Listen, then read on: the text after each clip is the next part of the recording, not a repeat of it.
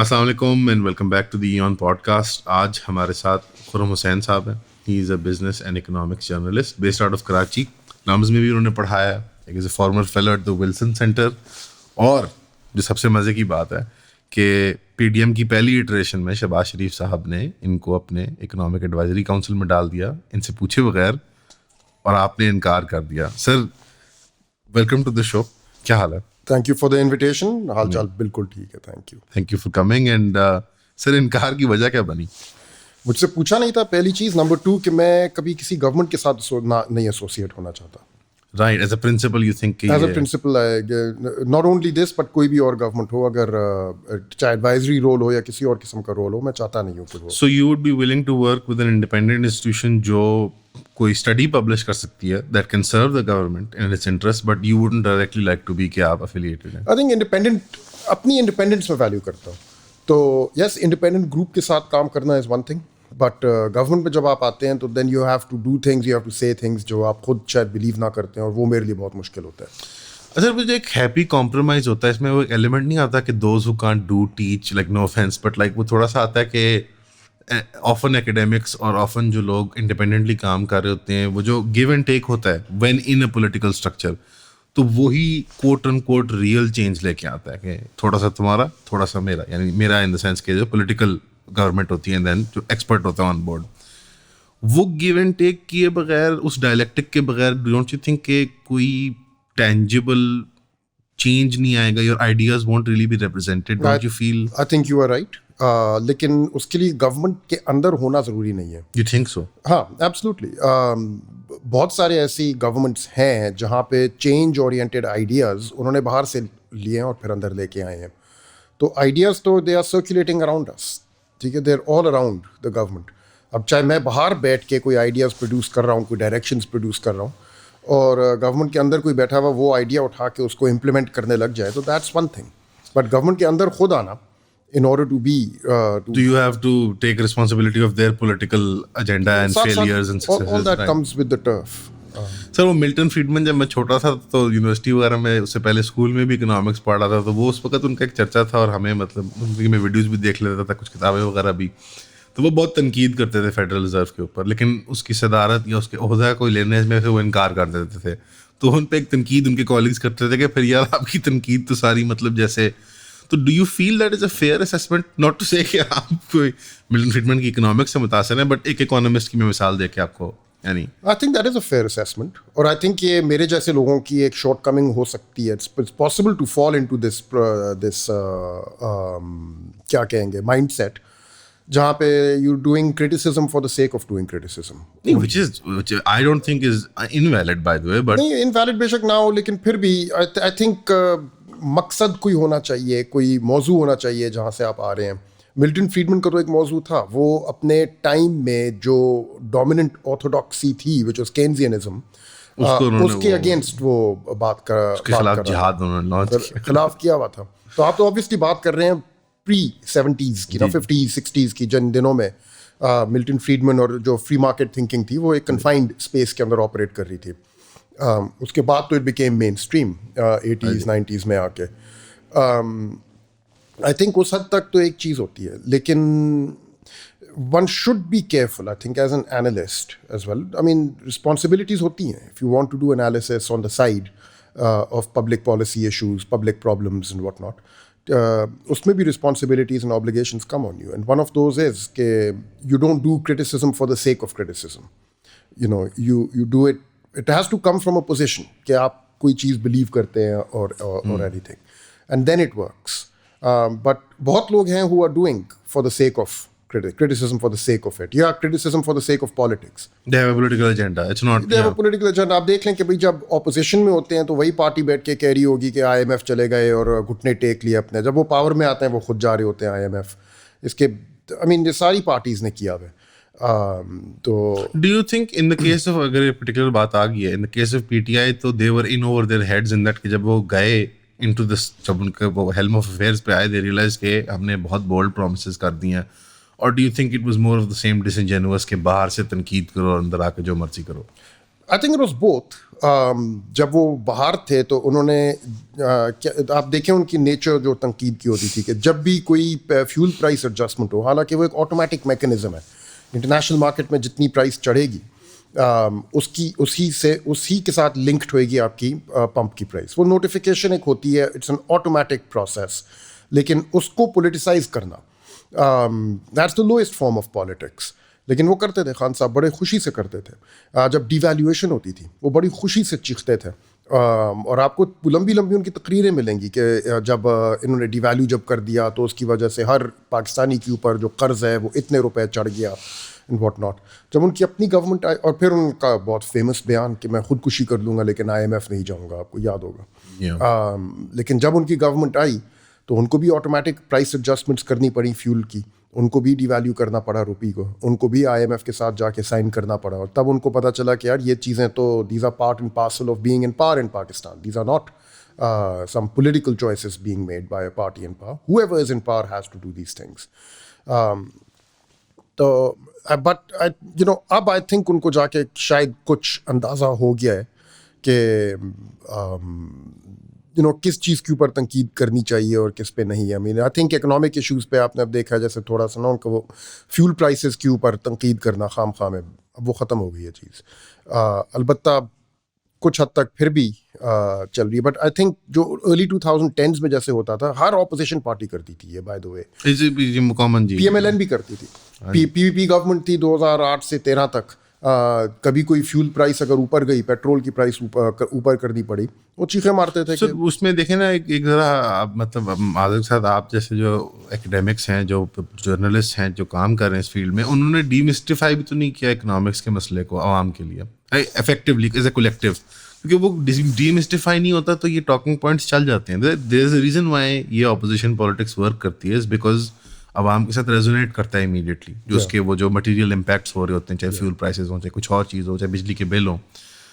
तो आपकी बात बजाय, आई मीन शहबाज शरीफ ज़्यादा कंजर्वेटिव स्टेटमेंट्स देते हैं, लाइक मैं अपने कपड़े बेच दूंगा, बट मारने का किल माई सेल्फ. तो there is an element of popular sentiment पे खेलना and to say unacademic things or untrue things when in opposition, economics के मसाइल से लेके. What do you think is the difference कि वो political maturity कब आएगी, या क्या ऐसी चीज़ इंजेक्ट होगी आवाम के अंदर कि वो political maturity डिमांड करेंगे when it comes to these economic affairs, कि वो इस तरह की यानी नारेबाजी को कहेंगे यार ये सब नहीं सुनना हमने.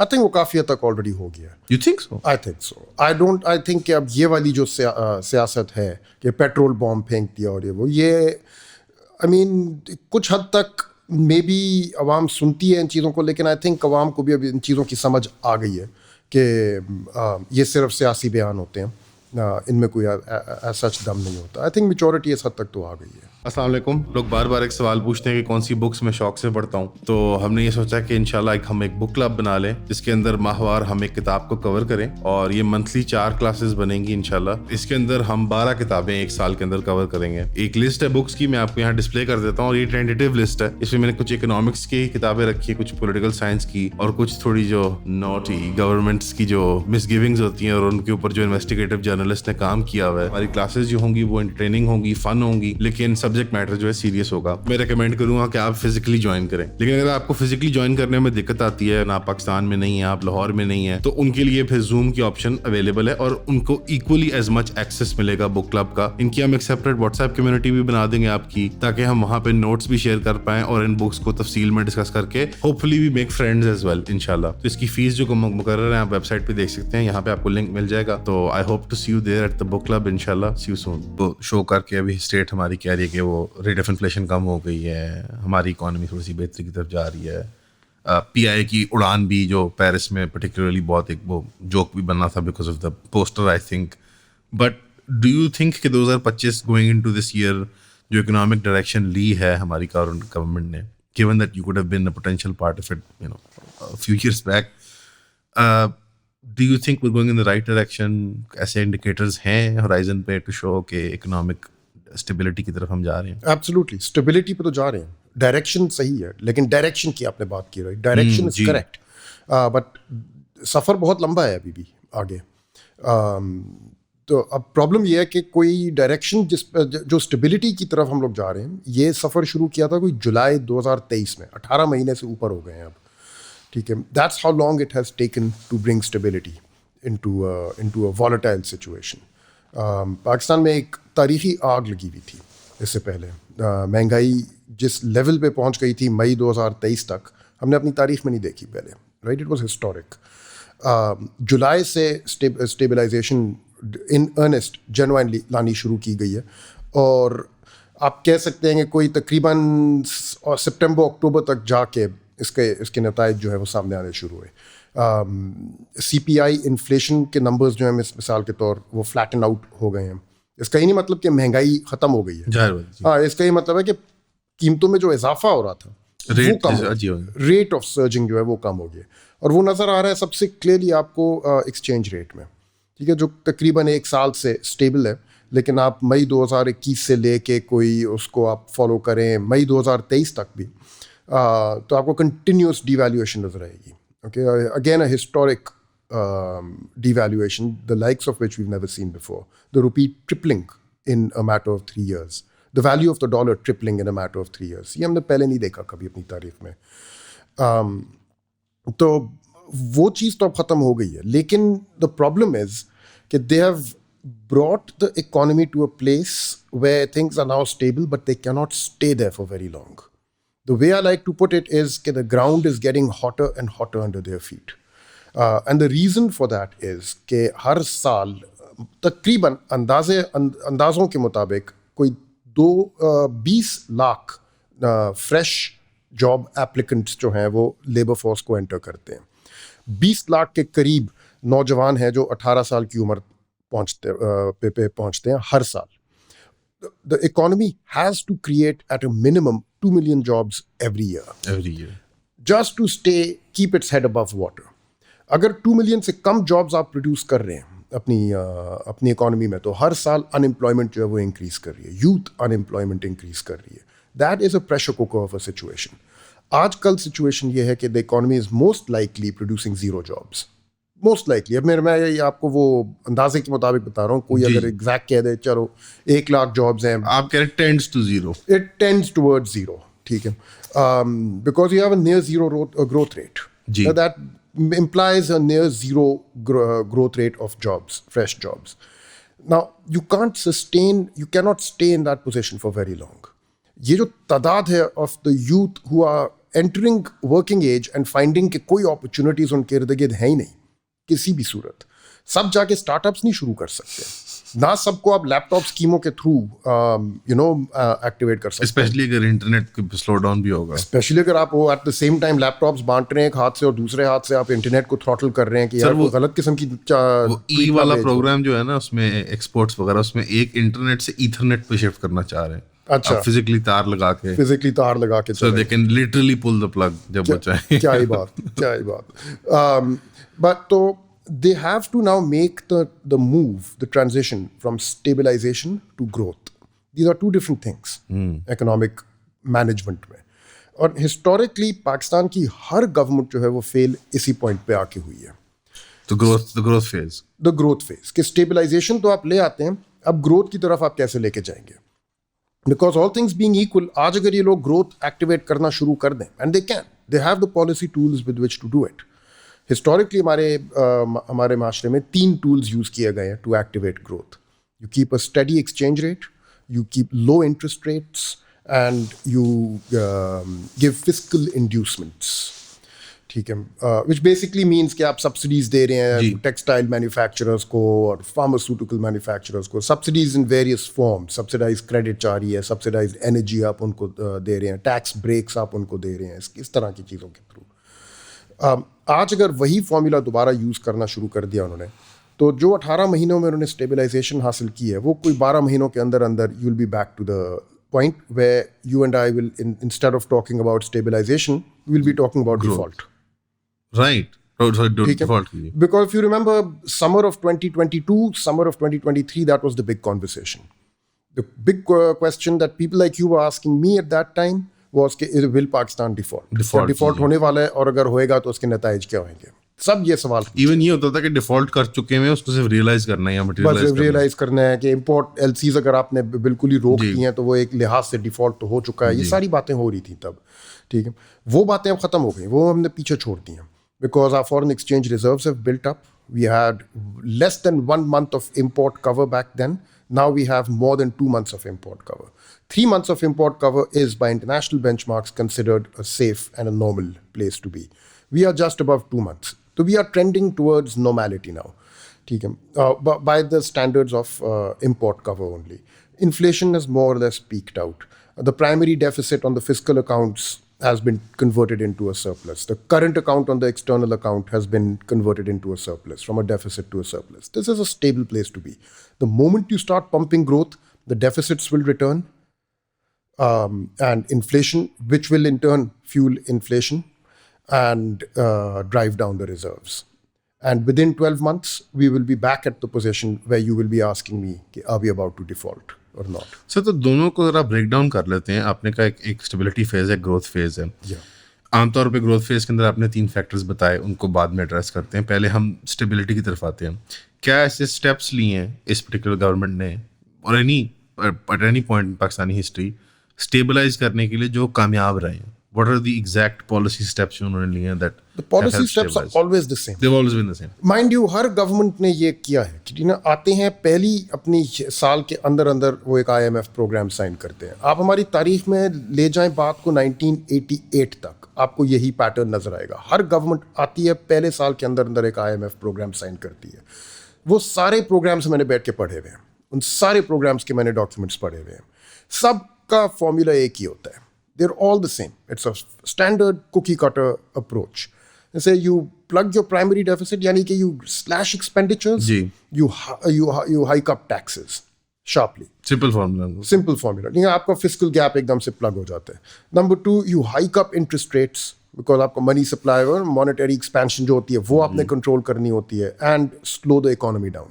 Slow it down massively because जो आपकी growth है वो आपकी ना foreign exchange reserves consume कर रही होती है, वो आपके रिजर्व्स को ड्राइव डाउन कर रही होती है, जिसकी वजह से आपकी करेंसी डिवैल्यू हो रही होती है, जिसकी वजह से आपकी इन्फ्लेशन आ रही होती है। Slow the economy down and suddenly the current account deficit disappears. All programmes do the same thing. All stabilization programs look the same as a result. So even the current one that they have signed, the ingredients are the same. July to 2023 में एक stand by arrangement sign किया था 9 महीने का IMF के साथ, जो अप्रैल 2024 में आके एक्सपायर हुआ, और सितंबर में एक और एक्सटेंडेड फंड फैसिलिटी साइन की थी। इनमें बेसिकली टारगेट्स दिए हुए हैं कि आपने एक रेवेन्यू कलेक्शन जो है उसको इतना इंक्रीज़ करना है, यहाँ से यहाँ तक लेके जाना है। आपने अपने रिजर्व्स को इतना इंक्रीज़ करना है, यहाँ से यहाँ तक लेके जाना है। और reserves meaning net of borrowing, तो शॉर्ट टर्म बोरोइंग जितने you take your total reserves, उसमें से आप माइनस करें all that money which is maturing in the next 1 year, in the next 12 months. That's called net international reserves. वो figure जो है आपने इंक्रीज करना है। That is the one of the key benchmarks in every IMF program. Sir stabilising programme हमारा IMF dependent रहता है, और इस दौरान जब टैक्सेस बढ़ाए जाते हैं, यूजुअली यहाँ पे इनडायरेक्ट टैक्सेस की फॉर्म में ज़्यादा वो अफेक्टेड होता है, बट इवन डायरेक्ट टैक्सेस भी बढ़ाए जाते हैं, और पब्लिक स्पेंडिंग जिस पे काफ़ी डिपेंडेंट होती है हमारी आवाम, वो गिरा दी जाती है। और इंटरेस्ट रेट्स आपने देखा तो उसकी वजह से वो इन्वेस्टमेंट साइकिल भी रुक जाता है, लोग बैंकों में पैसे रखवा देते हैं, रियल एस्टेट पिट गई इस टाइम में, हमारी बाकी जो मनी मार्केट्स वगैरह इस तरह की स्टॉक और ये सारा, और इवन लोगों ने उस टाइम पे क्रिप्टो और इस तरह की चीज़ें पकड़ना शुरू कर दी थी। उसका जो अवामी प्रेशर जो फेस होता है, तो वो अपोजिशन पॉलिटिक्स को तो गुंजाइश जरूर देता है, बिल्कुल, लेकिन एक अवामी सतह पे भी एक डिसग्रंटलमेंट क्रिएट करता है, और उनको जो लॉन्ग टर्म विजन है वो कम्युनिकेट नहीं कर पाती हमारी स्टेट। क्या ये एक फेयर असेसमेंट होगी कि अवाम की जो डिसडेन है या नफरत है IMF प्रोग्राम्स के लिए, वो वेल फाउंडेड है, वेल ग्राउंडेड है, या वो इल इन्फॉर्म्ड है और हुकूमत ने कम्युनिकेट नहीं अच्छी तरह किया उनके साथ? नहीं, वेल फाउंडेड है, वेल फाउंडेड, डेफिनेटली। अवाम को यहाँ फॉल्ट नहीं कर सकते हम।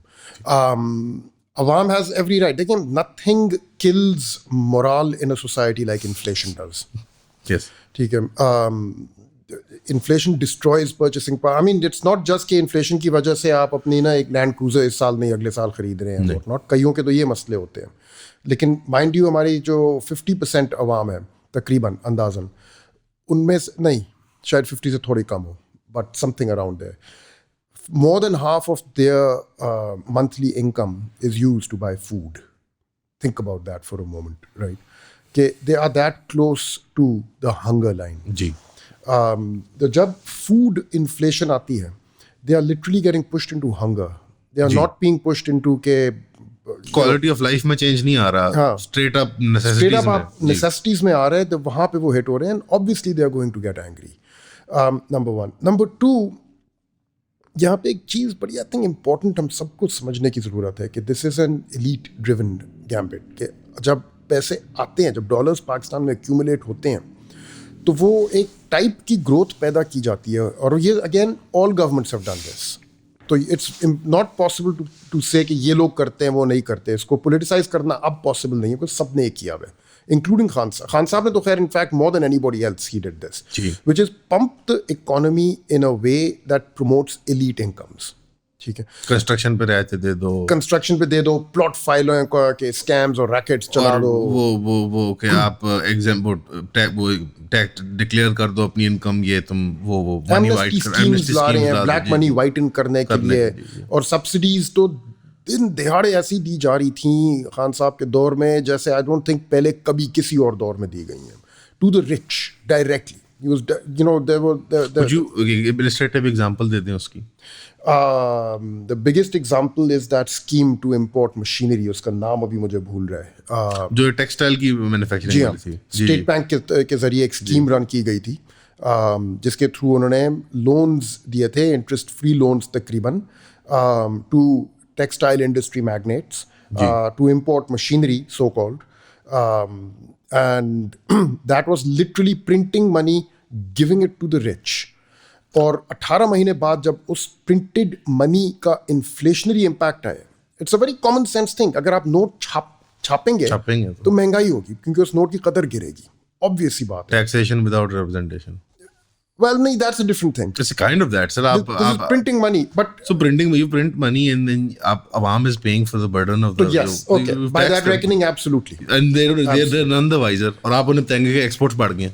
अब हाँ, उनको आप बता रहे हैं एक्सपोर्ट्स बढ़ गई, उनको आप बता रहे हैं कोविड लॉकडाउन में हमने बांग्लादेश को भी हम आगे निकल गए, बाकायदा पब्लिकली कंग्रेचुलेट किया जा रहा था कौम को कि स्टॉक मार्केट की जो लिस्टेड कंपनीज हैं वो रिकॉर्ड प्रॉफिट्स डिक्लेयर कर रही हैं इस साल। ये आप देख लें, टाइम था, आई थिंक रिकॉर्ड प्रॉफिट्स उन्होंने शो ऑफ करने शुरू किए हैं round about the last few months of 2020 and then all through 2021। हर क्वार्टर उनकी जब फाइलिंग्स आती थी तो usually last few months of the year आपको मिलेंगे कंग्रेचुलेटरी ऐलान, मुबारक हो, रिकॉर्ड हाई प्रॉफिट्स डिक्लेयर हो रहे हैं।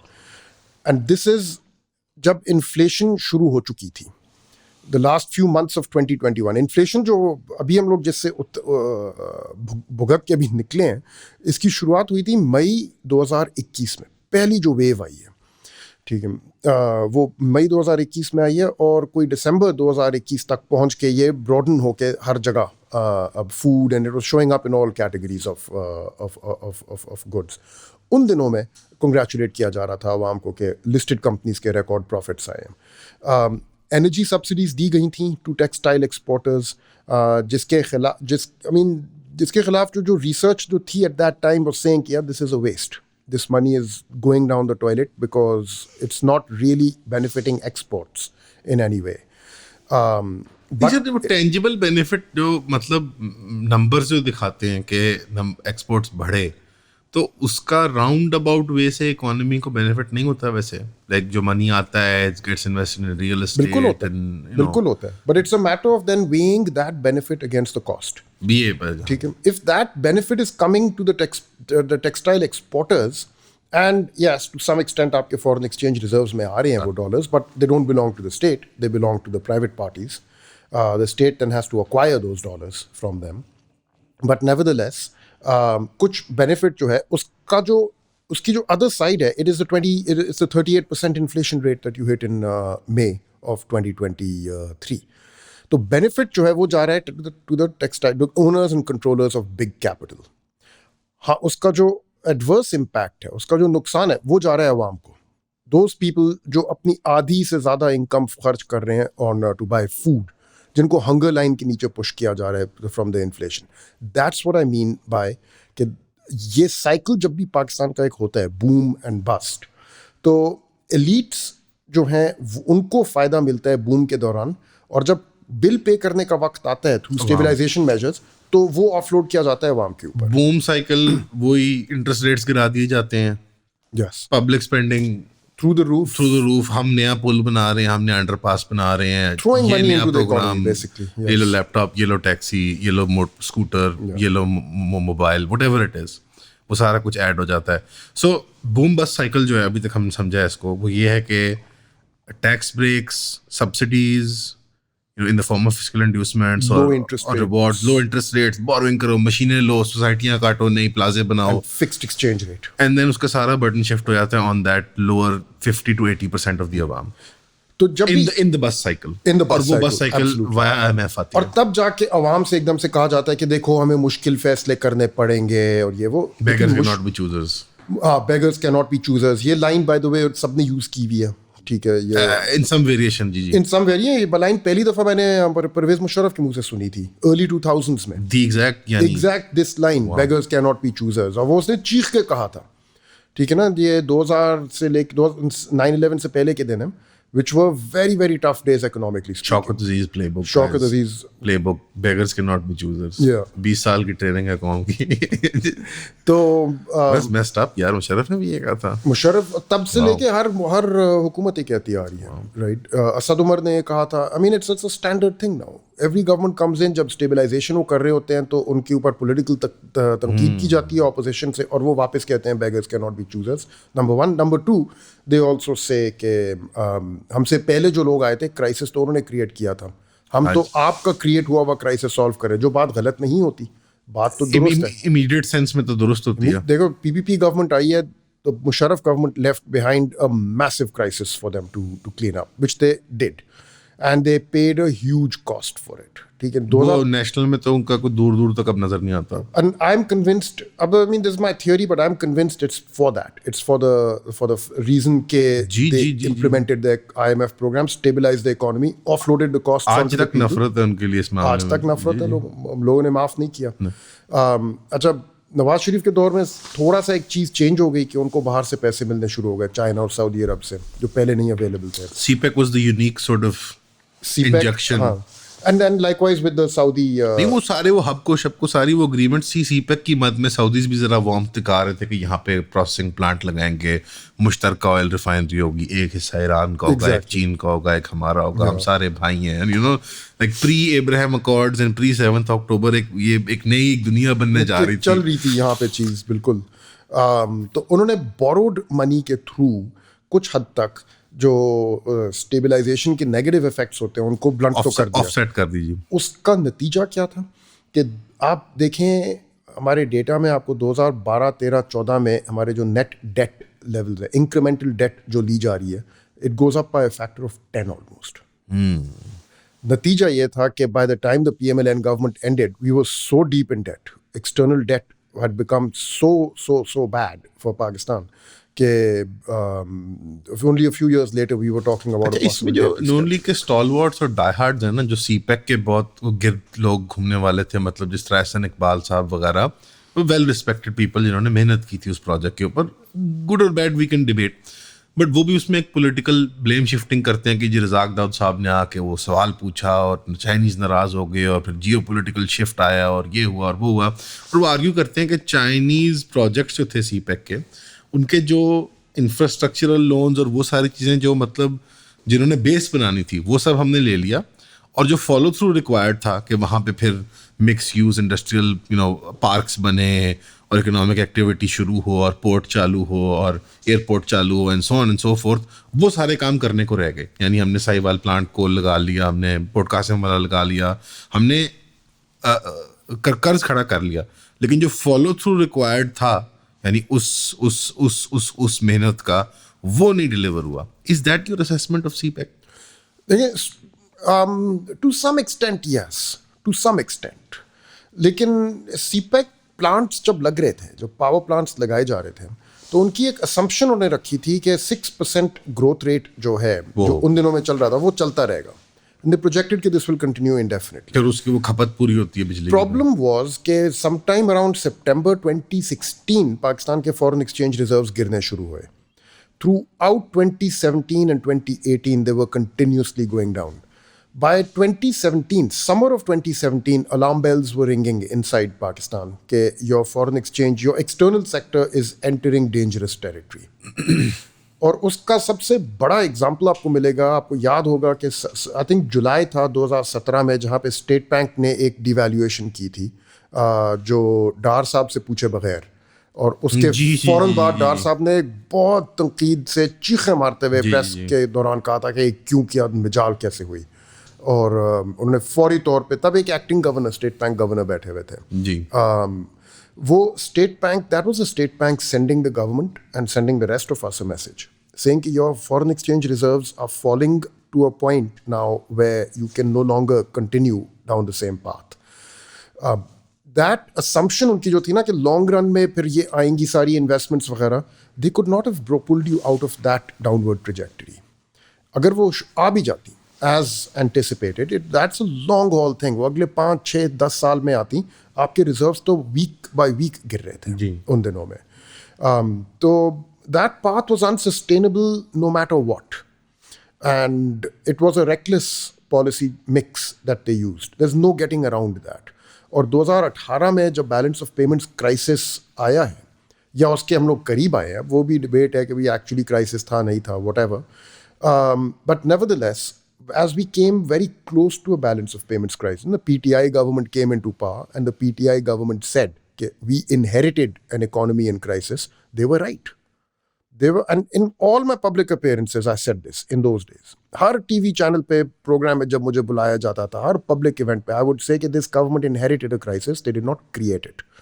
They were right when they did that. And उन्होंने भी वही वाली stabilization measures लेने थे जो हमेशा नहीं जाते हैं. बाकी ने लिए. वो eventually पे रफीक शेख ने जाके किया उनके लिए वो काम. And the rest is history. We all know how that ended. Sir, तो ये CPEC की मैंने इसलिए जिक्र कर दिया यहाँ पे ज़िमनी तौर पे because it was sort of seen as the escape from the IMF boom bust cycle. Is there an escape from LA? Famous escape from New York बेहतर थी, but is there an escape from the IMF in any potential way? वो CPEC को जो ख्वाब दिखाया जाता था, और इज दिस लाइक ये हम डेस्टिन्ड है इस बूम बस्ट साइकिल के लिए? There is a way, definitely, but the way is a hard one. ठीक है, ये कोई इस किस्म की मैजिक पिल नहीं है कि बाहर से कोई आके आपको निकाल लेगा इस खाई से. इस खाई के अंदर हमारी मईशत का पहिया पिछले 40 साल से फंसा हुआ है और घूम रहे उसी के अंदर. कोई भी बाहर से आके आपको खींच के नहीं निकाल सकता है इसमें से. मैक्सिमम वो आपको थोड़ी सी हेल्प कर सकते हैं, बाकी काम आपने खुद करना है. तो the hard way is through what we call reform. आपने अपनी टैक्स बेस ब्रॉडन करनी है, आपने अपनी मैन्युफैक्चरिंग बेस ब्रॉडन करनी है, आपने अपनी एक्सपोर्ट्स की बेस ब्रॉडन करनी है, आपने अपने अवाम में इन्वेस्ट करना है, उनमें, उनकी एजुकेशन में, उनकी हेल्थ में. फॉरेन इन्वेस्टर्स आजकल पहली चीज़ जो देखते हैं किसी मुल्क में, वो ये नहीं देखते कि यार SIFC है, सिंगल विंडो है. पहली चीज़ वो देखते हैं कि आपकी अवाम की एजुकेशनल अटेनमेंट स्टैंडर्ड्स क्या है. ठीक है, वो आके देखते हैं कि स्कूल इनरोलमेंट रेट्स क्या हैं आपके और आपके एवरेज 18 to 25, 18 या 30 के दरमियान जो लोग हैं, उनकी ना स्किल लेवल क्या है. Can they read a basic technical manual to understand how to operate a machine, for example. They look at these things very carefully. They look at health indicators, because वहाँ से उनको पता चलता है कि अगर हमने इस मुल्क में इन्वेस्ट किया, क्या हमें वो लोग मिलेंगे जिनके थ्रू हम लोग ये अपनी इन्वेस्टमेंट को फिर चलाएंगे, या हमें लोग भी बाहर से भेजने पड़ेंगे. मशीनरी आएगी, हमारी कैपिटल बाहर से आएगा, बंदे भी क्या बाहर से ही आएंगे उसको चलाने के लिए. एंड वहाँ पे if you start failing, if you start showing poor health and education indicators, they will look at the country and say यार इसके तो लोग ही इस काबिल नहीं है कि इनके साथ इन्वेस्ट कर. उसके बाद दे look at the institutional health of the country.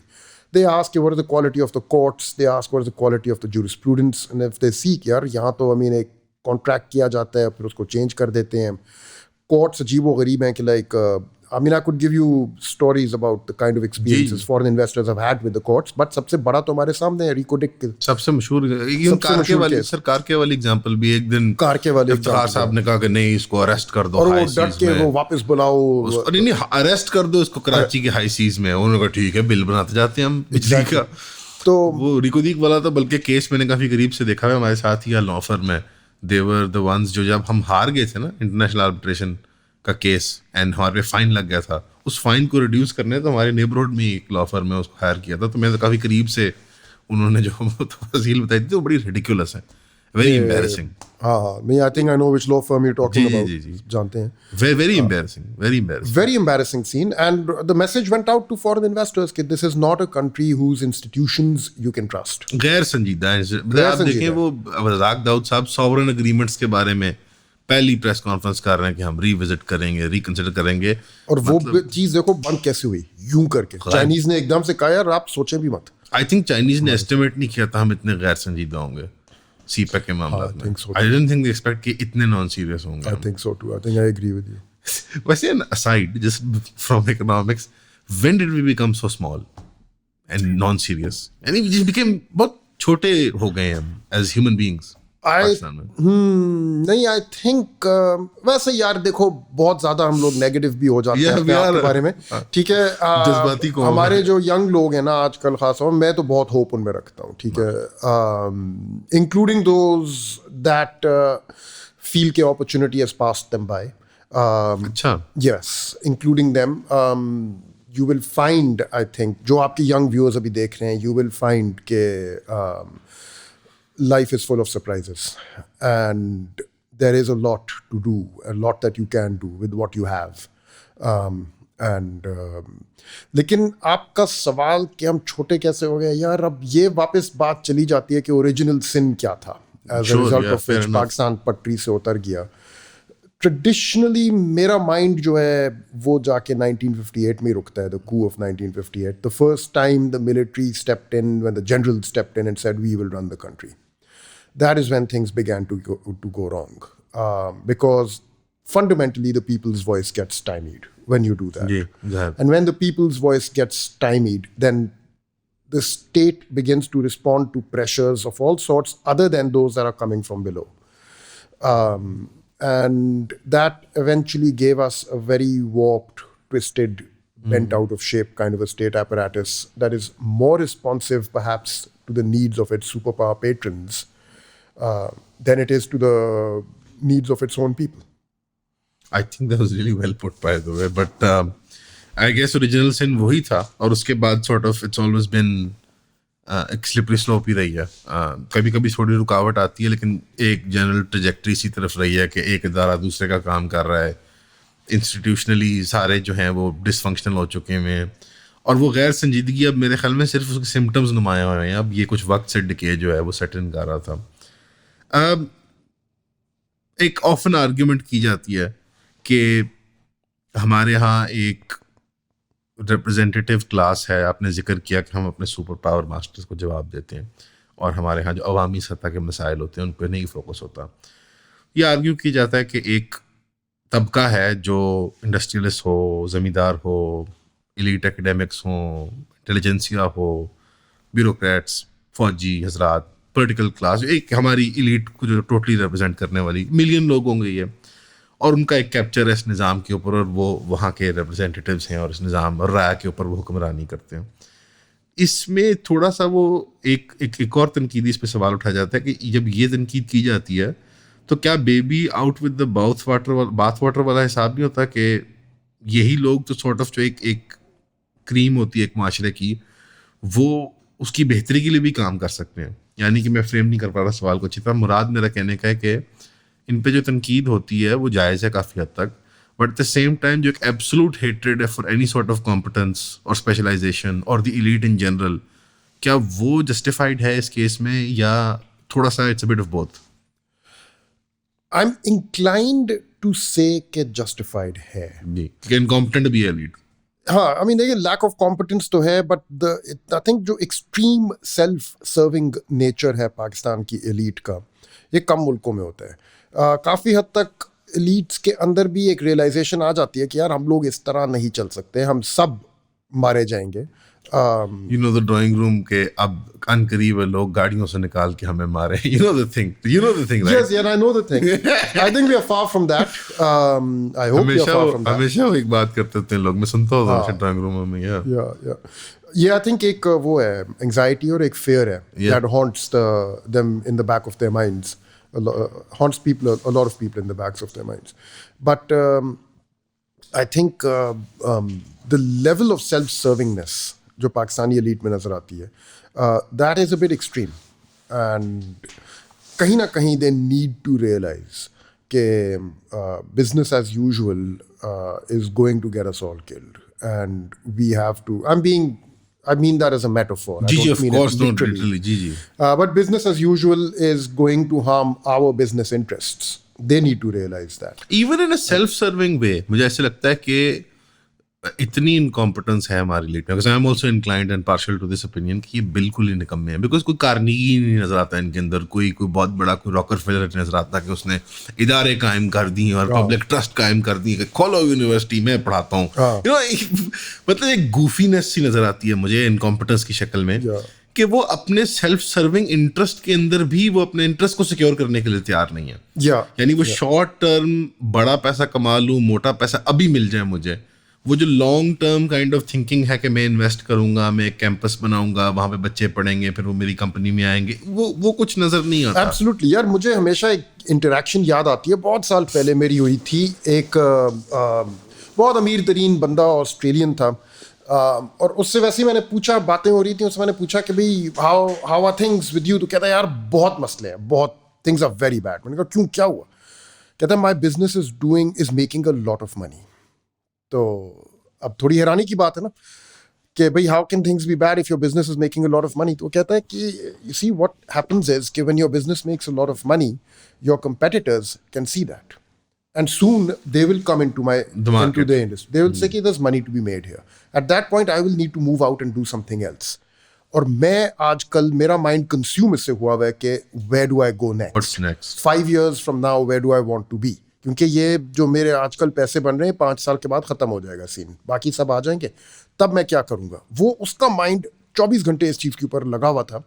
And वो कह रहा था कि यार मैं बड़ा आजकल मुझे एंग्जाइटी है, टेंशन है इस चीज़ की कि मैं 5 साल बाद क्या करूँगा. आप सोचें, ठीक है. अब that is how you know I mean that's one encounter that was for me I opening कि ऐसे भी लोग होते हैं, ये भी होता है. सर हर बंदा सोसाइटी नहीं खोल सकता, मतलब you know the thing with the elite, like पहले गौहरजाज साहब, you know, textile mills, Mayfair group सारा, एंड देन उन्होंने सोसाइटी खोली, तो फिर उनकी देखा देखी सब आस्ता आस्ता इंडस्ट्रीज उस तरफ आ गए, फैक्ट्रियाँ बंद, ज़मीनें बेच दी. तो लाइक वो जो सैचुरेशन पॉइंट है वो मतलब हमारी आवाम को, क्योंकि हमारी आवाम ही है टेक्निकली एलीट भी, व्हाट इज़ द प्रॉब्लम कि ये समझ नहीं आता इनको. एक बंदा बोतल बनाएगा तो सब बोतल बनाना शुरू कर देंगे. नॉट टू से वो एक जनरल मार्केट ट्रेंड भी होता है, but like to the always to the point of over saturation. Even on the micro scale, यानी अगर एक ग्राटो जलेबी एक बड़ी मशहूर हमारी पिंडी की है, वो थोड़ी मोटी और खस्ता सी होती है, वो गोल बड़े लच्छे बनाते हैं. अब वो जब लाहौर आई तो आई नोटिस्ड के 20 ग्राटो जलेबी आ गई. The real, the original, the authentic, the Iceland model. यहाँ पे पंजाब में एक जूस कॉर्नर है आइसलैंड. तो अब वो आइस फूड होगा, ग्रीनलैंड होगा, आइस पैलेस होगा, but there all the same formula, dry fruit juice, milk shakes. What is it with, there is no desire और ड्राइव टू इनोवेट और के डिस्टिंग्विश करना अपने आप को मार्केट में, या सेपरेट नीशेस बनाना. यार हैरानी की बात है ना, आप देखें कि कोई शख्स आज अगर कोई बिजनेस कर रहा है, let's say some big textile house, ठीक है, आप देखेंगे 40 साल पहले ये लोग क्या कर रहे थे, सेम थिंग राइट, और 40 साल बाद भी ये कर रहे होंगे. नाउ आस्क देम, आप किसी पाकिस्तान के बड़े बिजनेसमैन को पकड़े, उनसे कहें कि यार, आप उनसे 2 सवाल पूछें. उनसे कहें कि यार tell me what can the government do to help your business grow, to motivate you to do, you know, expand or diversify. तो आपको एक इतनी लंबी लिस्ट मिलेगी, बहुत डिटेल्ड, कि गवर्नमेंट को चाहिए हमें ये करे, और गवर्नमेंट को चाहिए वो करे, और गवर्नमेंट को चाहिए ये करे. Next ask them, when you look out into the future, where do you see the next generation of business opportunities? और आप देखना कि उनको समझ नहीं आएगी कि मैं क्या कहूँ. उसको हो सकता है सवाल नहीं समझ आए कि वहाँ पूछ क्या रहे हैं, और शायद अगर आ भी जाए वो कोशिश करे तो you will get really unconvincing answers. They haven't thought about it. What is that? Is it this? वो जो एक एब्स्ट्रैक्ट सा पढ़ाते होते हैं हमें, बिजनेस कॉमर्स, सारे जो बैकग्राउंड, सारे जो बॉयज बीबीए कर रहे हैं जॉबलेस होने के लिए, उनको पता होगा इसके बारे में और स्वॉट एनालिसिस के बारे में. But enterprise is the input of production. Basic जो इकोनॉमिक्स पढ़ाते हैं उसमें हमेशा होता है कि ये एब्स्ट्रैक्ट है, ये स्पिरिट है, इसको डेवलप करना होता है, ये कैसे होता है हमें नहीं पता. तो like the spirit of enterprise, is that what is lacking? वो तालीम I नहीं think that है. is lacking.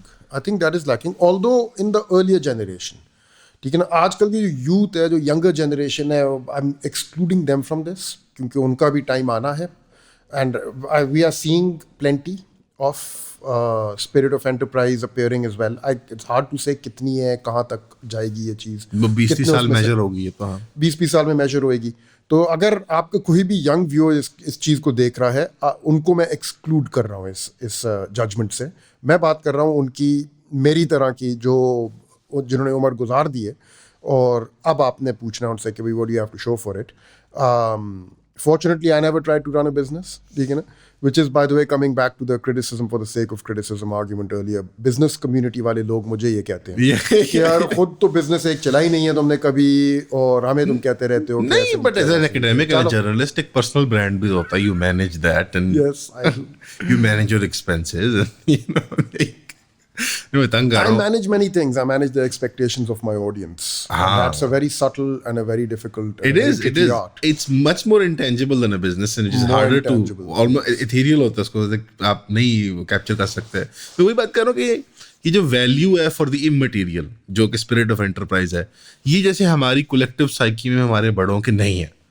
यानी ये क्या यार, ब्रांडिंग वेंडिंग क्या यार, चलो उनके माइंड में कोई चीज़ चल रही है, चलने दो, उसको छेड़ो मत. और जब वो ख़त्म होने का टाइम आएगा उसका, तो किसी ना बस उसको चलाते रहो, जो चल रहा है बस चलने दो, उसको छेड़ो मत. Right? If it ain't broke, don't fix it. Don't change. is this a cultural sort of phenomenon where we're very think so. conservative in that sense कि we like the status quo? और I think so. और सारी उनकी जो effort होती है बस वो लगी होती है कि यार किसी तरह हमारी जो स्पिनिंग यूनिट है ना, बस वही चलता रहे. हमारे दादों ने हमें बना के दिया था और बस हम अपने आगे पोतों को भी यही देंगे. इटली से ये मशीन आई थी 1920s में. Yeah, I get it. But to switch gears for a second, आपके ही कॉलीग हैं, not like personally, but आप ही की realm of उसमें वो हैं, और वो स्पेक्ट्रम पे दूसरी साइड पे हैं, यानिस वारोफाकिस. इत्तेफाक को कुछ पढ़ने का किताब और उनकी कुछ मैंने इंटरव्यूज भी देखी हैं, उनकी बातें. जाहिर बात है उनकी ज़रा अरूज आया था जब वो ग्रीस के फाइनेंस मिनिस्टर लगे कुछ इंटरिम 6 महीने के लिए, साल के लिए उनको छोड़ना पड़ा because of the IMF deal. वो भी आर्ग्यू करते हैं अबाउट द IMF प्रोग्राम, जिससे हमारे, and I would consider the Greece to global south के थर्ड वर्ल्ड या वो ऑलमोस्ट सेकेंड वर्ल्ड चलें कह लें, यूरोप से प्रॉक्सिमिटी की वजह से. उनके जो फाइंडिंग्स हैं अबाउट दिस, वो लोग बिल्कुल एक 180 लेना चाहते हैं. और उन्होंने तो बल्कि इस हद तक कह दिया कि इस नए ज़माने के अंदर वो ग्लोबल छाप है टेक्नो फ्यूडलिज्म की. उन्होंने किताब भी लिखी है, बड़ी अच्छी, मैंने पढ़ी तो देखा, मुझे समझ नहीं कुछ क्या, ऑब्ट्यूज थी थोड़ी सी मेरे लिए, बट समझ नहीं कुछ थोड़ी बहुत. वो मतलब जो बात कर रहे हैं, हमारे यहाँ एक तरफ यहाँ पे बात होती है इंटरनेट एंटरप्रेन्योरशिप की और एक्सपैंड करने की, और ये सब बड़ा फ़ायदा है, ये ड्रॉप शिपिंग करो, ऑनलाइन कारोबार करो, ये सारा. बट वो जैसे एक बहुत प्रेशियंट और दूर वाली नज़र से बात कर रहे हैं कि यार ये सब जो है लॉन्ग टर्म ये मोनोपोलीज बन जाएंगी. हमारे जैसे मुल्कों का जहाँ कोई इनपुट नहीं है ऑन अ लार्ज स्केल उन टेक्नोलॉजिकल फिफ्टम्स को डेवलप करने में, चाहे वो अमेजॉन्स हों, और एक थोड़ी बहुत लेबर को हमारे गए होंगे कोडर वगैरह, ना हमारी कोई बहुत बड़ी शेयर ऑफ दोज मार्केट्स है इसमें हम वो ऑपरेट कर रहे हैं. हम अपने आप को कहाँ पोजीशन करते हैं? And do you agree with this assessment of the way these tech companies have risen और वो लैंडस्केप को डोमिनेट कर चुके हैं? You mean big tech? हाँ, हम कहाँ फिट होते हैं उसके अंदर? Like how do you view that those markets? उनको वो फिफ्टम्स कहते हैं, वो कहते हैं मार्केट ही नहीं है, बिकॉज वो आर्ग्यू करते हैं कि मार्केट्स के अंदर प्रॉफिट होता है, प्रॉफिट्स मार्केट को सस्टेन करते हैं, और इनमें से एक फैक्ट, वो खैर लंबी उनकी बहस है क्लाउड कैपिटल वाली. But where do you see that whole framework, और हम अब इसके अंदर कहाँ फिट होते हैं? यार हम लोग देखें उसमें the big game as far as I understand, now you're bringing me into territory that I'm not very Jay, comfortable on, but nevertheless, Jay. as far as I understand, the big game in big tech is about your big data. It's about your data, personal data. जी. ठीक है, वो gather कर रहे हैं, they are harvesting it and they are storing it. ठीक है, and they've got that on all their users. Ji. Huge, humongous amount, and they are able to valorize that data and use it to target ads. And then sell Yeah. that ability to target ads effectively in a marketplace that they themselves have created and they themselves dominate. ठीक है, तो content आप बना रहे हैं ना, लेकिन पैसे इस कंटेंट से जो बिग टेक है जहाँ से आप वो पैसे मलाई वो खाते हैं. मलाई वो खाते हैं. ठीक है, that's the basic game. इसमें Pakistan has tried. Pakistan stands nowhere next to the power of these big tech enterprises, although they do worry. And this I know for a fact because I do interact with them from time to time. जब पाकिस्तान में कोई ban लगता है या internet throttle हो रहा होता है और समथिंग, तो एकदम से उन लोगों से राब्ते शुरू हो जाते हैं with journalists over here and what not, and they start saying कि यार ये क्या हो रहा है, हम देख रहे हैं. उसके थ्रू, उन राब्तों के थ्रू मुझे जो समझ आई है कि दे डू वरी कि अगर पाकिस्तान में मिसाल के तौर फेसबुक पे बैन लग जाए, तो वी वुड लाइक टू, और we would maybe think कि भाई फेसबुक इतना बड़ा इदारा, they wouldn't care about Pakistan, but they do. एक तो मार्केट बहुत बड़ी है, नंबर 2 एक एग्जाम्पल बनता है, एंड देयर सेइंग कि एक दफा पाकिस्तान में बैन लगे तो then other countries and UAE and Vietnam, Indonesia, वहां से भी ना उधर की जो गवर्नमेंट अथॉरिटीज हैं, they start dictating to Facebook. वो देख के ना दे स्टार्ट सेइंग कि हाँ ये लोग सही कर रहे हैं. देन चाइनीज पोटेंशियल अल्टरनेटिव्स को देखा जाएगा. चाइनीज तो वैसे ही उन्होंने बंद किया है. नहीं, फिर चाइनीज अल्टरनेटिव्स को देखा जाएगा ना, बिकॉज चाइनीज अल्टरनेटिव्स को देखा इसके जाएगा. अंदर बेसिकली बाय द वे मैं आपको एक मतलब बताता हूँ कि यूरोप के पास भी कोई प्लेटफॉर्म्स नहीं है. उनके पास एक था, ओनली फैंस. वो भी उनके हाथ से जा रहा है, सुनने में आया है. They don't have any of these fiefdoms. सारी डिजिटल फीफडम्स अमेरिका बेस्ड हैं. Absolutely. या उन्हीं का इंफ्रास्ट्रक्चर इस्तेमाल होता है किसी और नाम से. यानी there will be an app called X and then उसका नाम 2x होगा इन इंडिया और व्हाटएवर, बट वो होगी अमेरिकन ही. उसके मध्य मुकाबले सिर्फ चाइनीज के पास एक काउंटर बैलेंस है. यहाँ पे मेरी एक वो जो फैंटेसी या जो मेरी इमेजिनेशन के अंदर आता है, हम 25 करोड़ हैं. इंडिया के अंदर माशाल्लाह कितने लोग हैं, बांग्लादेश के अंदर कितने लोग हैं. हम एक मुश्तरक जुबान बोलते हैं, यानी एक की कल्चरल ब्लॉक है. दूसरा फिर जो मुसलमानों की एक तादाद है, तिजारत है आपस के अंदर. ये जो मोटिवेशन है हमारी स्टेट के अंदर, ये क्यों नहीं पैदा होती कि हम, क्योंकि we have the basis for tech development. हाँ, हम बच्चे तो एक्सपोर्ट कर रहे हैं, कुछ हद तक है ये मोटिवेशन तो एंड वी पैदा हैव हुई अ है. Population to consume. And we do have some leverage and we are aware of it. ठीक है, हमारे गवर्नमेंट लेवल में the problem is कि leverage is not sufficient to pull off what they are doing. For example, government ने बहुत साल पहले एक डिमांड डाल दी थी with Facebook, with Twitter, कि आप, and with Google, कि आप पाकिस्तान में अपने ऑफिसेस खोलें, नंबर 1. नंबर 2, जो पाकिस्तानीज का डेटा आप कैप्चर कर रहे हैं उसको लोकली स्टोर करें with in Pakistan. Now, apparently, I don't know this like on 100% authority, but apparently in India they do this.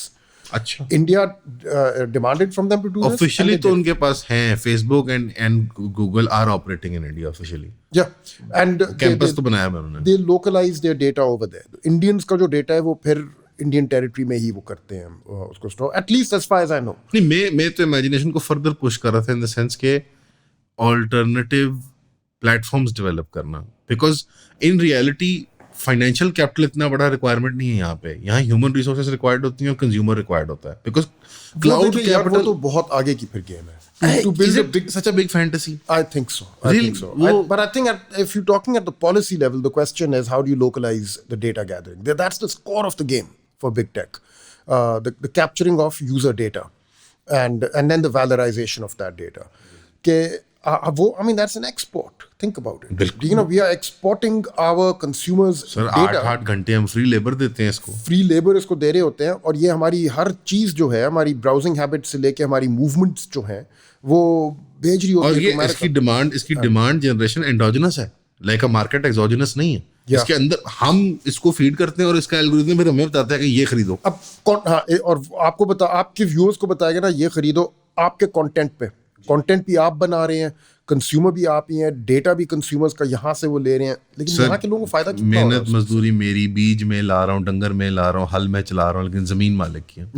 जमीन मालिक feudalism हो गई ना, fiefdom हो गई, and it's a fiefdom built on data harvesting of big data, of data of large numbers of consumers, of users of that service.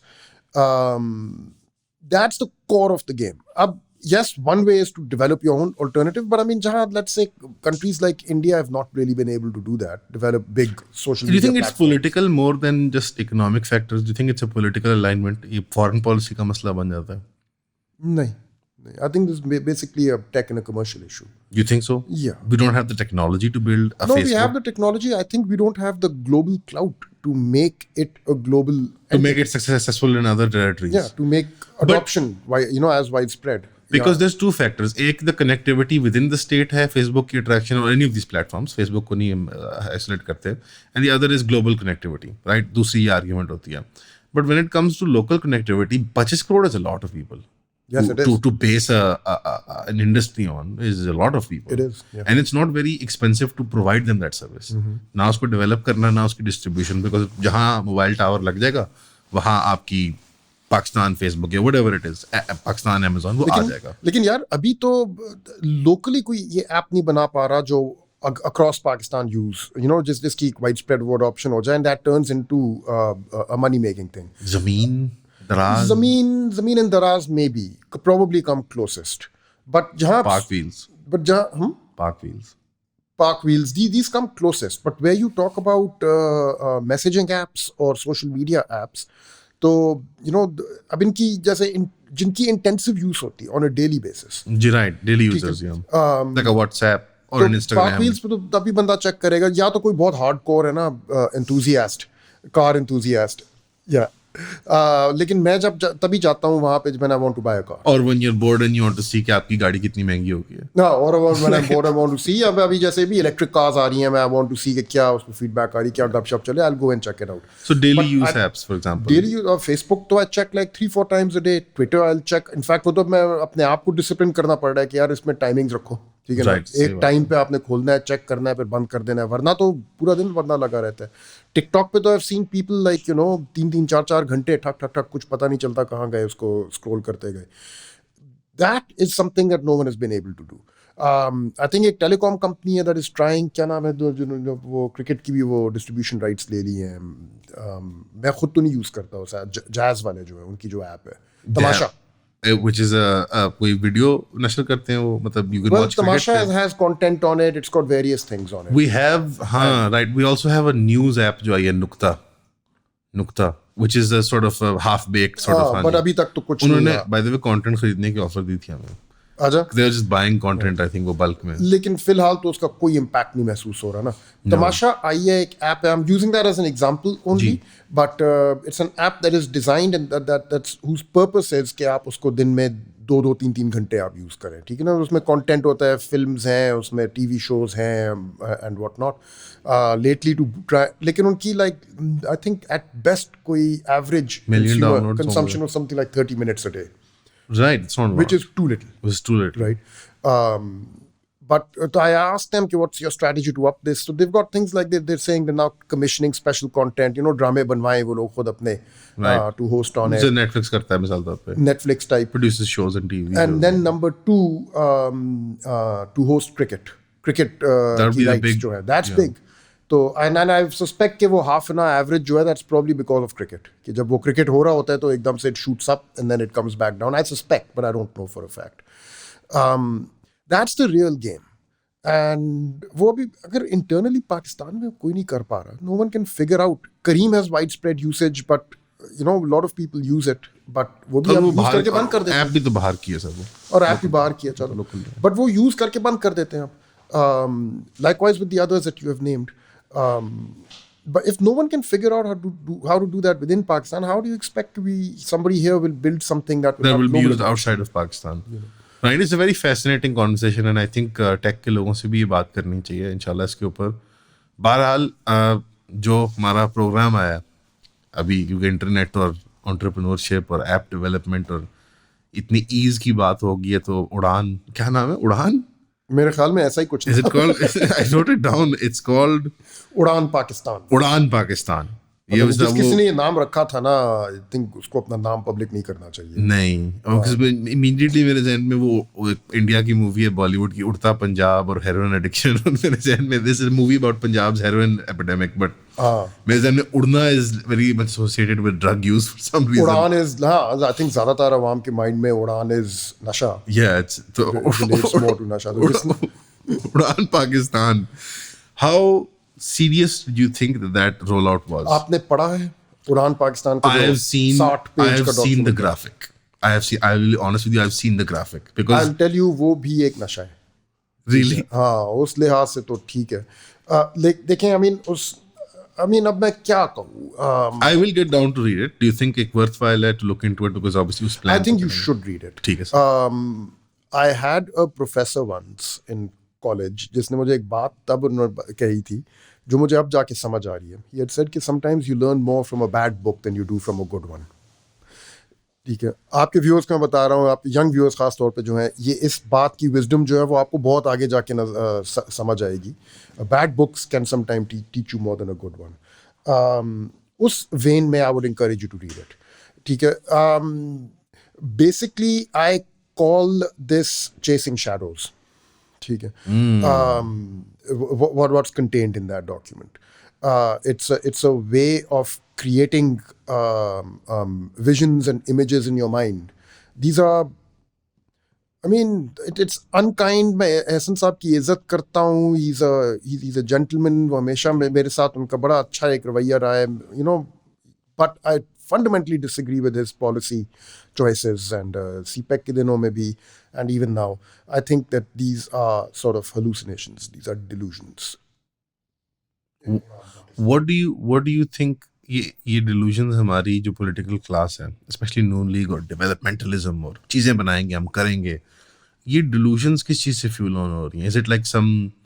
Is it the shadow of Nawaz Sharif, 90s Nawaz Sharif and developmentalism? What is it? What is the model archetypical जो उनके जहन में चल रहा है? Is it that idea of कि Korea को हमने economic plan दिया था? Is it still that? That's a good question. I don't know. मैं guess कर सकता हूँ, उसमें 2-3 चीज़ें हैं that are at play behind the scenes in this. One is कि कोई पूछने वाला नहीं है, ठीक है, और जब आपको कोई पूछने वाला नहीं होता तो आपकी हर बोंगी चल रही होती है इस तरह से, तो आप बोंगियाँ फिर मारना शुरू कर देंगे इवेंचुअली। जहाँ पे कोई पूछने वाला होता है, you have to stop to think कि यार एक मिनट, यू नो। मैं आपको मिसाल दूं, मेरा एक दोस्त है, वो हर दूसरे तीसरे दिन कोई नई प्रेडिक्शन दे रहा होता है, तू देख लेना ये हो जाएगा, तू देख लेना वो हो जाएगा। अब वो काफ़ी दिन चलता रहा। बाकी दोस्तों में से कोई कुछ कहता नहीं था। एक दिन हमने कहना शुरू कर दिया उसको कि यार 3 दिन पहले तो तू ये कह रहा था, आज ये कह रहा है, यू नो, कहाँ क्या बना उसका। जब उसे पूछना शुरू किया तो वो फिर प्रेडिक्शंस थोड़ी सी उसने ना अपनी वो काबू में लानी शुरू की कि यार मुझे थोड़ा सोच के बोलना चाहिए, क्योंकि आगे जाके ना फिर लोग मुझे कहते हैं कि तू ये कह रहा था, वो हुआ नहीं। जब अकाउंटेबिलिटी होती है ना इन चीज़ों की कि यार ये आपकी विजन थी, क्या बना उसका, फिर उसमें आप बहाने दें कि वो जो हमसे गवर्नमेंट ले ली गई है, वो जो CPEC वाली उस बहाने देते हैं, जो आर्ग्यूमेंट पहले डिस्कस भी की थी आपने, you know, with sustained questioning, even that falls apart. ठीक है, वो नहीं होता यहाँ पे। तो as a result, and I don't think this government is alone or unique in this. Truck की बत्ती के पीछे लगाने वाला जो काम है, ये तमाम गवर्नमेंट्स ने किया है। इस लेवल तक हुआ है हमारे मुल्क में कि हाउसिंग सोसाइटीज़ की आप देखें ना, जिस तरह से इश्तिहार बने होते हैं, एक वो शाइनिंग चमकती हुई शहर दिखाएंगे, उसमें ग्लिस्टनिंग बिल्डिंग्स और वो किश्तियां चल रही हैं, क्या डांसिंग फाउंटेन्स और पता नहीं क्या क्या वो दिखा रहे होते हैं। These are like delusions that they are showing you, right, hallucinations, and that makes you want to live there, it makes you want to go in that world.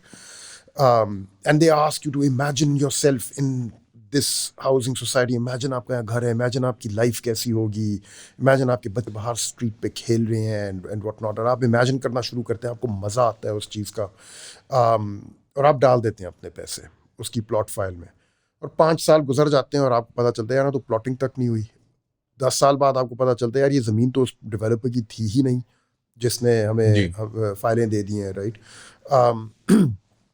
कोई पूछने वाला अगर हो ना, तो थोड़ी सी ये वाली टेंडेंसी जो होती है ह्यूमन बीइंग्स में, काबू में रहती है। तो यहाँ पे जो तनकीद बनती है अवामी सतह पे, क्लियरली ऑलरेडी एक बैकलैश आ भी रहा है आवाम की तरफ से कि ये क्या, मतलब आपने क्या, ये 5 E's या 6 E's ये क्या है? डू यू थिंक कि जो ओवर कॉन्फिडेंस है इस वक्त हमारी जो गवर्नमेंट है इन देयर पोजीशन, बिकॉज ये एक डिबेटेबल पार्ट है, बट जो उनका मैंडेट है पब्लिक, वो पॉपुलर वोट नहीं था, ये बात एक पॉपुलर बिलीफ सेंटिमेंट है, और आई थिंक कुछ हद तक वैलिडिटी भी है इसके अंदर, वो इस कॉन्फिडेंस की वजह से है कि बस ठीक है यार, जो नहीं सुनता है सुने, जो नहीं नहीं, सुनता आई ना थिंक अगर सुने। पॉपुलर देखें, जब इनका पॉपुलर मैंडेट था तब भी 2013 यही के था। बाद, तब भी यही था। तो आई थिंक इसका उससे इतना ज्यादा ताल्लुक नहीं है। तो सवाल पूछने वाला क्यों कोई नहीं है? Who is supposed to play that role, और वो क्यों नहीं है? देखिए, और सोसाइटीज में सवाल पूछने वाले जो हैं, एंड बाय सवाल पूछने वाले आई डोंट मीन कि टीवी चैनल पे बैठ के आपने पूछ लिया है या और उसने 2 मिनट का जवाब दे दिया और फिर आपने कट टू ब्रेक की और आप चले गए। You mean tangible accountability? I mean, proper, tangible, कि in parliament, parliamentary committees में उनको बुलाया जाता है, उनसे पूछा जाता है, और एकेडमिया बहुत बड़ा रोल प्ले करता है, आपकी रिसर्च कम्युनिटी जो है वो इसमें बहुत बड़ा रोल प्ले करते हैं। That is absent over here. When have you ever seen हमारी universities participating in a national economic conversation? Never. That's unheard of. हमारी इतनी यूनिवर्सिटीज़ हैं पाकिस्तान में, कितने इकोनॉमिक्स के डिपार्टमेंट्स हैं उनमें, और आप देख लें मे बी कि HEC कवर्ड कितने रिसर्च पेपर्स निकल रहे हैं on economic matters. How much of a role are they playing in the economic conversation? None whatsoever. तो normally policy and economic conversations जो होती हैं मुल्क में, and it doesn't have to be only economy, it can relate to social sector, SDGs and everything, उसमें गहराई होती है थोड़ी सी। इट्स नॉट जस्ट कि चंद हजरात मिनिस्टर्स जो हैं वो टीवी चैनलों पे जाके और एक डॉक्यूमेंट और वो खड़े हुए पिक्चर दिखा रहे हैं उसकी। उसी डॉक्यूमेंट में, उड़ान पाकिस्तान डॉक्यूमेंट में, एक जगह पे उन्होंने ग्वादर बिजनेस सेंटर की फोटोग्राफ लगाई हुई है as an emblem of success. वो ग्वादर बिजनेस सेंटर 10 साल बाद खाली पड़ा है यार, वहाँ अंदर उल्लू बोल रहे हैं, आप इसको as an emblem of success क्यों दिखा रहे हैं? और स्पेशली उस पेज पे जहाँ पे आपने कहा है कि हम एक्सपोर्ट्स ग्रो करेंगे, ये तो this is an emblem of failure, the monument to our a failure. monument to the failure of your past time when you sold us these kind of deluded dreams of CPEC, game changer, etc etc। ये तो उन दिनों में आपने बनाई थी चीज़ और आज वो खाली पड़ी है, 10 साल हो गए हैं, एक बिजनेस नहीं वहाँ पे आई। Why are you showing that on this page in which you are making a new such promise altogether? तो खैर, anyways, I don't want to sound too unkind. हाँ जी, नहीं, डू थिंक जो डेफिसिट है, is it from the side of the academics या हमारी state की तरफ से ही है? जो रास्ता जो जगह पुर होनी है, जो Societal है, माशरती है, हम डेफरेंस टू एक्सपर्ट्स या कोई हम मशवरे में बिलीव नहीं करते, हम मशवरे में तो बिलीव नहीं करते। आई थिंक हर बंदा बादशाह का बंदा है, हर बंदा बादशाह का बच्चा है हमारे मुल्क, ऑटोक्रेट है। हमारे माशरे में। यस, आप ये देख लें कि हम लोग वैल्यू भी उसी शख्स को करते हैं जो क्लेम करता है कि उसके पास दुनिया जहां के सारे सवालों के सारे जवाब हैं। Right, right, we'd like the strong we man. Value that. हम लोग वैल्यू उस बंदे को करते हैं कि आप उसने सवाल ठक करके, आपने पूछा, वो ठक सोचे बगैर उसका जवाब आपको खड़क करके दे देगा, कोई भी सवाल हो दुनिया में से, कोई भी आप पूछ लें। We don't believe in, I think, inquiry, in curiosity, in asking questions. Again, मैं youth को exclude कर रहा हूँ इस judgment बट से। आप प्रीवियस एटीट्यूड्स की बात कर रहे हैं, मैं अभी जो प्री एग्जिस्टिंग अपनी एटीट्यूड। जनरेशन और मुझसे पहली जो थी, आप बार बार इशारा आपकी तरफ कर रहे हैं, आप अच्छे भले आदमी हैं। चले मैं हूँगा अच्छा भला एक आदमी, बट इन एनी केस मैं यूथ को एक्सक्लूड इसलिए कर रहा हूँ इसमें से क्योंकि again they have yet to prove their and they have yet to establish their credentials. I don't want to use your platform to leave any young person with the feeling कि वो एक फेल्ड माशरे का हिस्सा है और anything like that. उनका future अभी खुला है उनके सामने, एंड वट एवर डिफिशेंसीज जो हमारे माशरे में हैं, उनको पूरा करने में, उनको ओवरकम करने की अपॉर्चुनिटीज़ उनके पास हैं, तो they can change all this. The younger generation can change all this. But yes, I think a spirit of curiosity, of inquiry, of asking questions is absent. मैंने खुद देखा है अपने journalist colleagues में कि asking questions is considered a weakness, कि तुम्हें तो पता ही नहीं है, right? That's how they perceive it. When you ask a question, they're like, oh, इसका तुम्हें पता ही नहीं है। भाई, सवाल पूछना is a sign of strength. Right, It's somebody who's searching, who's testing, and journalism is about asking questions. more than it is about giving answers. That is quite the message of hope, but because साद ने request की थी कि and पे हम ज़रूर IPPs के बारे में बात करें, तो we will leave on a depressing note guys. Lahore में आप आ गए आज, तो सर्दियों में हम स्मॉग की बातें करते हैं और गर्मियों में like the rest of the country हम बिजली के बिलों की बात करते हैं. तो because you wrote a lot about the subject specifically, वो आपने जब IPPs वाला सारा एक फियास्को चला था पिछले साल डेढ़ में, तो आपका काफ़ी मशहूर भी हुआ था ऑप-एड. ये जो IPPs और बिजली का क्राइसिस है, what do we expect in these summers and what does the trend look like? आप कुछ पहले भी समझा रहे थे रिकॉर्डिंग से पहले, ये ट्रेजेक्ट्री जो है of increasing summer bills, because सारी बात है वो AC पंखे ये सारी चीज़ें ज़्यादा इस्तेमाल होती हैं गर्मियों में. अगर आप ब्रीफली एक ले पर्सन को समझाना चाहें कि ये मसला है क्या, एटलीस्ट उनको पता होगा कि when they are experiencing it they can think back and said हाँ यार मुझे पता है because I heard that one guy on that one podcast, तो I am fine with it, I can make my peace with it. ये है क्या and is it going to persist and continue? It is going to persist, although its intensity will reduce. Number one. Okay, ठीक है. Persist करेगा but in less intense form. Number one. Number two, I don't want anyone to feel comfortable about their rising energy bills. But अगर आप ये समझना चाह रहे हैं कि आपके बिजली के बिल इतने ज़्यादा चढ़ क्यों रहे हैं, उसकी दो वजूहत हैं. सबसे बड़ी वजह उसकी है डिवैल्यूएशन आपका of the currency. Of the currency, क्योंकि आपकी एनर्जी जो है पाकिस्तान में is increasingly an imported commodity now, increasingly. Until 2010 more than half of our primary energy needs were met by domestic gas. उसके बाद हमारी गैस फील्ड्स ख़त्म होनी शुरू हुई हैं और LNG का रोल इंक्रीज होना शुरू हुआ है. तो वो जो इम्पोर्ट हो It's now increasingly we are dependent on imports to generate electricity, and on imports to build the capacity to generate electricity, which has necessarily जिसके returns जो हैं वो फिर डॉलर के साथ इंडेक्स होंगे, क्योंकि फॉरेन इन्वेस्टर कहेगा मैं डॉलर्स में इक्विपमेंट ख़रीद के लगा रहा हूँ आपके मुल्क में, मुझे रिटर्न भी डॉलर्स में ही चाहिए in order to recover my investment. तो electricity is priced in dollars but it is sold in rupees. जब रुपए की कदर गिरेगी तो आपके बिजली का बिल चढ़ेगा. This is an iron law, इसको आप escape नहीं कर सकते.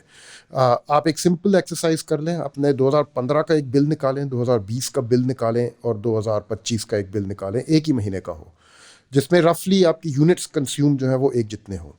आप उन तीनों बिल्स जो हैं उनका जो टोटल अमाउंट है उसको कन्वर्ट करें डॉलर्स में, अपने साल के हिसाब से. अपने साल के हिसाब से. 2015 में डॉलर कोई अगर 65 का था, 2020 में अगर वो कोई 100-104 का था, और अब अगर वो 65 का डॉलर याद है तो वैसे लगता है आप मतलब जैसे किसी फैंटेसी की बात कर रहे हैं. जनाब मुझे 10 का डॉलर याद है.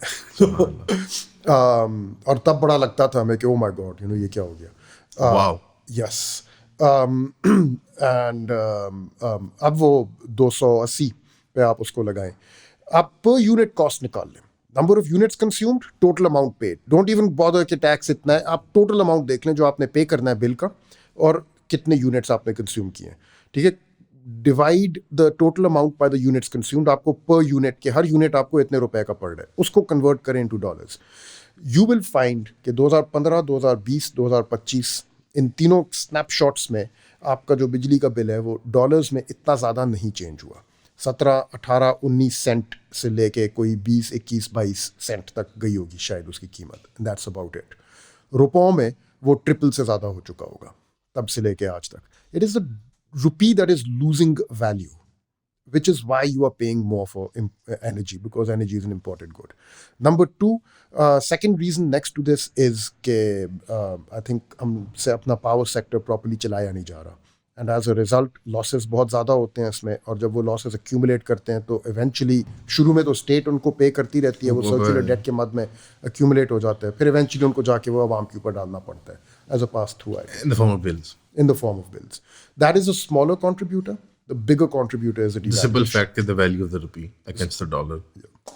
Sir, thank you so much. आपने वक्त दिया. Thank you बहुत for the प्यार invitation. किया. अच्छी गुफ्तगू होगी सर. असल मुझे उम्मीद है कि आप आइंदा भी मौका देंगे, because I guarantee you there's going to be at least 100 questions about a lot of these different issues जो discuss हुए हैं. So thank you so much for coming on, और hopefully we'll see you soon again inshallah. Inshallah. Assalamu alaikum.